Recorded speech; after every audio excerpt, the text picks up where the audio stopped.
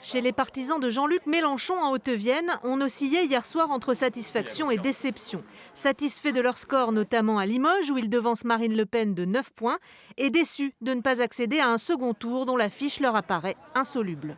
Que ce soit Le Pen ou que ce soit Macron, dans les deux cas, c'est de la casse sociale annoncée, c'est du libéralisme à fond, à fond, à fond. Il y aura juste Macron le libéral et Le Pen la libérale raciste. Ça veut dire que la France Insoumise appelle à voter Macron pour faire barrage, mais en disant on pose nos conditions ?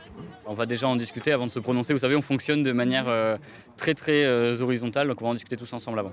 Nous savons pour qui nous ne voterons jamais. Vous ne devez pas donner une voix à Madame Le Pen. Cette ligne qui ne tranche pas entre vote Macron, vote blanc et abstention sera celle choisie par les militants auviennois. Chez les écologistes, en revanche, la consigne est plus claire. Yannick Jadot appelle à faire barrage à l'extrême droite en votant Macron. C'est à lui d'aller convaincre, c'est à lui aussi d'aller chercher les électeurs de gauche, les électeurs écologistes, pour les convaincre de voter pour lui. Ça veut dire verdir, gauchir son programme aussi ? Ah ben c'est évident. La décision de l'équipe de Yannick Jadot n'est pas un blanc-seing, n'est pas un chèque pour directement dire on soutient Macron. Non, pas du tout. Sa politique, elle est aux antipodes de ce qu'on a porté, de ce qu'on porte encore aujourd'hui.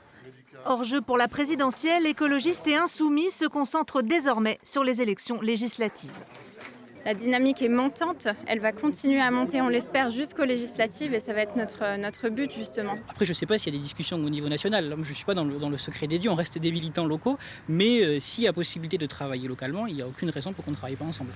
Alors y aura-t-il des candidatures communes à gauche aux législatives ? Réponse après le 24 avril. Autocontrôle.